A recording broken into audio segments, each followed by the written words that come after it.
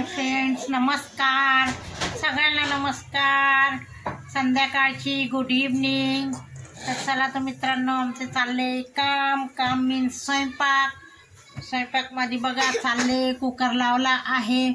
आज बनवणार आहे डोसे आणि हॉटेल स्टाईल दाल खिचडी, आणि म्हटलं करून बघाव आणि ग्लासभर पाणी करून बघाव कशी बनवते।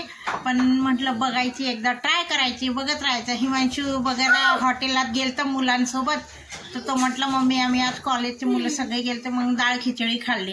म्हटलं काय डाळ खिचडी खाल्ली? तर म्हटलं मम्मी खाऊन तर बघ तू। मग मी ह्याच्यात गुगलमध्ये यूट्यूबमध्ये सर्च केली तर छान दाखवली, पण म्हटलं आत्ता बघा। हे बघा आमचा हिमांशू कसा उभा आहे नुसता चिडवत राहतो मला, मी काही बोलली की कुछ भी बघा। तर आता मी त्यानं दाल खिचडीची तयारी करते। बाई टोमॅटो काढा ना फ्रीज मधलं। तर आता चिरून ठेवला आहे, आणि तनिष्काला मोबाईल दिला नाही म्हणून फुगली आहे। मम्मीने फक्त टमाटा म्हटला होता, मी फ्लावर पण काढलाय। फ्लावर लागत नाही दाल खिचडीला, टोमॅटो काही पण ठेव। आणि हे बघा मिरची परत महाग झाली आहे, 30 रुपये पाव मिरची झाली, एकच भरपूर झालं।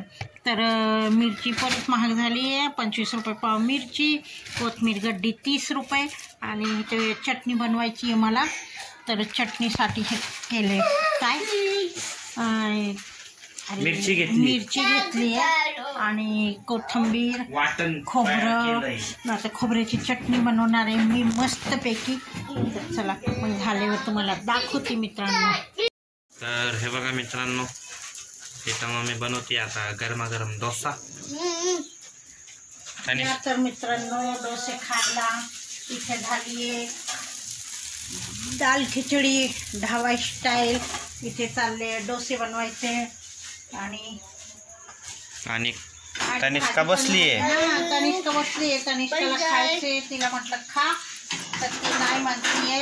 टेबलावर भाज्या काढून ठेवले, तनुचे पप्पा भरत आहे।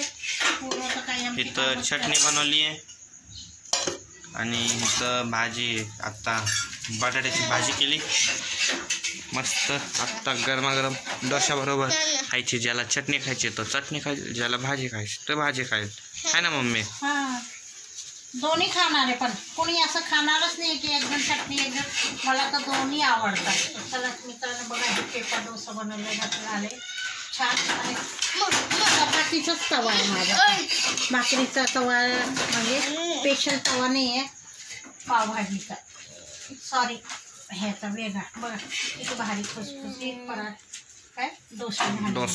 चला चला तुमचं या खायला, रात्रीचं जेवणाचा बेत काय काय आहे बघा तुम्ही।